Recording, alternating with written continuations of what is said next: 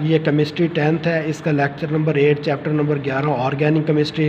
Topic जो sources of organic compounds के अंदर पेट्रोलियम की तरफ हम चलते हैं। पेट्रोलियम को हम कहते हैं रॉक ऑयल का नाम भी दिया जाता है, और इसके अलावा ये क्रूड ऑयल ख़ाम तेल। पेट्रोलियम क्या होता है कि ये डार्क ब्राउनिश या ग्रीनिश ब्लैक कलर का मिक्सचर है। पेट्रोलियम सब्ज़ी ऑयल या ब्राउन कलर का ब्लैक काले रंग का एक मिक्सचर होता है, और ये एक पेचीदा मिक्सचर है, कॉम्प्लेक्स मिक्सचर है, बहुत से सॉलिड्स का, लिक्विड्स का, गैसियस केमिकल्स का। पेट्रोल का जो मेन सोर्स है वो ऑर्गेनिक, पेट्रोलियम जो है वो मेन सोर्स है ऑर्गेनिक कंपाउंड्स का। इसके अंदर मुख्तलिफ़ किस्म के ऑर्गेनिक कंपाउंड्स, ज़्यादातर हाइड्रोकार्बन्स पाए जाते हैं, और इन कंपाउंड्स को सेपरेट किया जाता है फ्रैक्शनल डिस्टिलेशन की मदद से। फ्रैक्शनल डिस्टिलेशन क्या होती है कि ये जो मुख्तलिफ़ पेट्रोलियम की मुख्तलिफ़ फ्रैक्शंस को उनके बॉइलिंग पॉइंट की रेंज के लिहाज से अलहदा करना क्या कहलाती है? फ्रैक्शनल डिस्टिलेशन कहलाती है। इस लिहाज से इसको अलहदा किया जा सकता है। अब ये जो फ्रैक्शंस होती हैं इनको मुख्तलिफ़ कामों के लिए इस्तेमाल किया जाता है, और इनके अंदर मुख्तलिफ़ फ्रैक्शंस के नाम की तरफ हम आ जाते हैं। Liquid LPG liquid petroleum gas आ जाता है, पेट्रोलियम ईथर आ जाता है, केरोसिन आ जाता है, डीजल ऑयल आ जाता है, गैसोलीन आ जाता है।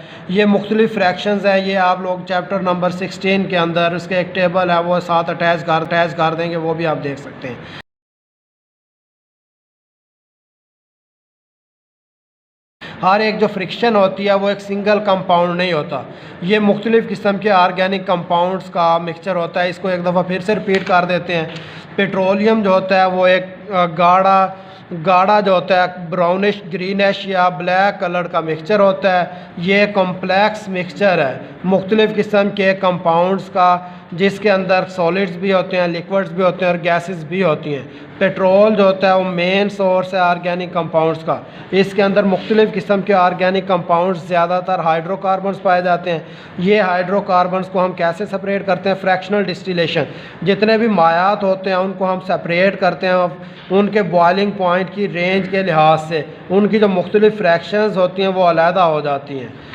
अब ये जो फ्रैक्शंस होते हैं इनको मुख्तलिफ़ कामों के लिए इस्तेमाल किया जाता है। इसकी फ्रैक्शंस के अंदर LPG liquid petroleum gas, petroleum ether, gasoline, diesel oil और केरोसिन ऑयल वगैरह, और ये मुख्तलिफ़ किस्म के मुख्तलिफ़ पर्पसेस के लिए इसको इस्तेमाल किया जाता है। और इसके बाद ये जो पेट्रोल जो होता है वो एक सिंगल कंपाउंड नहीं है, इसके अंदर मुख्तलिफ़ किस्म के ऑर्गेनिक कंपाउंड्स पाए जाते हैं। इसके बाद नेक्स्ट आ जाता है नेचुरल गैस। इसको उर्दू में हम कहते हैं कुदरती गैस। अब ये क्या होता है? ये भी एक मिक्सचर है या अमेज़ा है लो मालिकुलर मैस हाइड्रोकार्बन्स का। वो हाइड्रोकार्बन जिनका मालिकुलर मैस आमतौर पर कम होता है। जो मेन कंपोनेंट है वो इसके अंदर 85% मीथेन पाई जाती है, और इसके अलावा दूसरी गैसेस जैसे इथेन, प्रोपेन और ब्यूटेन पाई जाती है। और इसका ओरिजिन जो होता है ये कहाँ से हासिल किया जाता है? ये सिमिलर है जैसे कोल और पेट्रोलियम का ओरिजिन है। ये प्लांट्स की डीकम्पोजिशन से मिलियंस ऑफ ईयर्स अगो जो अर्थ क्रस्ट के नीचे दब जाते हैं उससे इसको हासिल किया जाता है। और इसको यूज़ कहाँ पे किया जाता है? फ्यूल के तौर पर घरों के अंदर, इंडस्ट्री के अंदर, और इसके अलावा इसको गाड़ियों के अंदर, कार्स, बसेस, ट्रक्स वगैरह के अंदर CNG के तौर पर भी इस्तेमाल किया जाता है। और इसके अलावा CNG क्या होता है? Compressed natural gas. ये दबाई हुई गैस होती है। कुदरती तौर पर जो दबाई हुई गैस होती है उसको हम CNG का नाम देते हैं। और इसके अलावा इसको मुख्तलिफ़ किस्म की दूसरी चीज़ें बनाने के लिए जैसे कार्बन ब्लैक और फर्टिलाइज़र्स, खाद्य बनाने के लिए भी इस्तेमाल किया जाता है। इसको दोबारा से एक दफ़ा रिपीट कर देते हैं। ये एक मिक्सचर होता है लो मालिकुलर मैस हाइड्रोकार्बन्स का, और इसके अंदर 85% मीथेन पाए जाते हैं। इसके अलावा दूसरी गैसेस जैसे इथेन, प्रोपेन और ब्यूटेन पाई जाती है। और इसका जो ओरिजिन है वो बिल्कुल सिमिलर होता है पेट्रोल और कोल पेट्रोल की तरह से।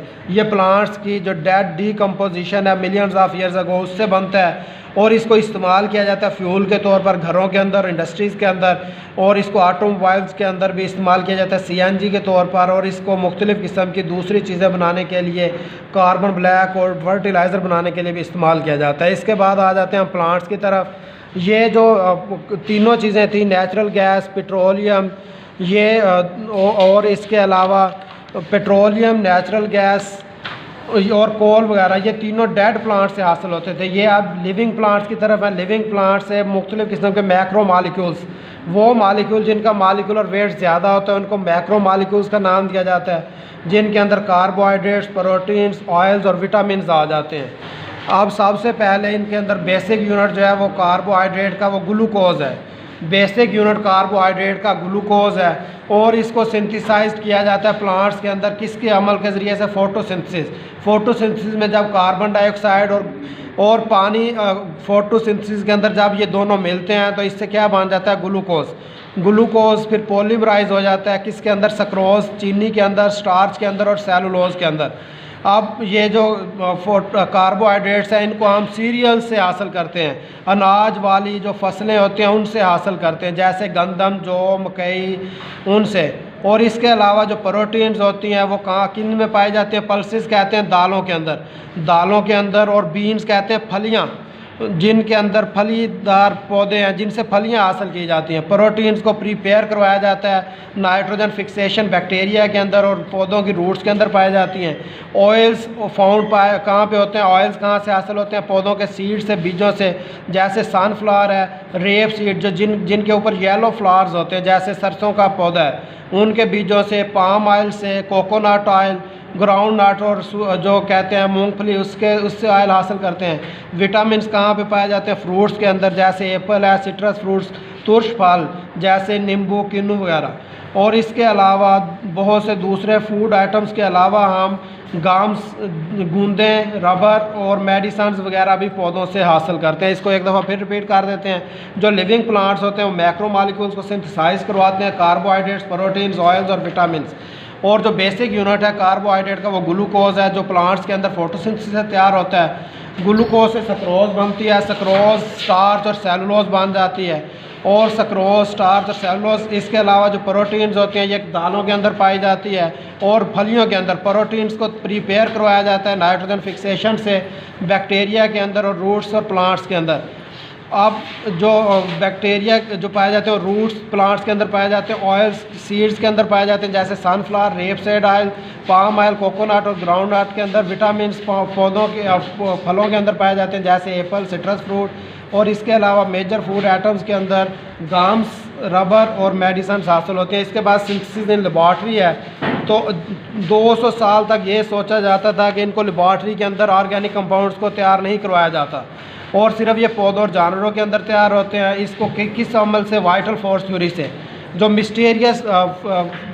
मिस्टीरियस फोर्सेस होती हैं जो जिंदा जानदारों के अंदर ऑर्गेनिक कंपाउंड्स को तैयार करवा देती है, ये इसेंशियल होते हैं ऑर्गेनिक कंपाउंड्स के लिए। लेकिन जब यूरिया की सिंथेसिस हुई है लेबॉर्ट्री के अंदर, किसने? FM वुलर ने 1828 के अंदर, तो इससे इसकी सिंथेसिस ऑर्गेनिक कंपाउंड्स की लेबॉर्ट्री के अंदर शुरू हो गई है। आज तक 10 मिलियन ऑर्गेनिक कंपाउंड्स लेबॉर्ट्री के अंदर तैयार किए जा चुके हैं।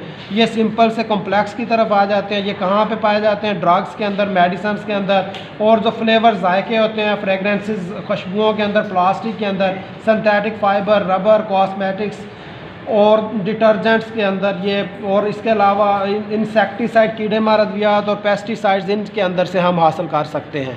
इसको एक दफ़ा फिर रिपीट कर देते हैं। लेबॉर्ट्री के अंदर 200 सालों तक ये सोचा जाता रहा है कि ऑर्गेनिक कंपाउंड्स को लेबॉर्ट्री के अंदर तैयार नहीं करवाया जा सकता, ये सिर्फ प्लांट्स और एनिमल के अंदर वाइटल फोर्स के ज़रिए से तैयार होते हैं।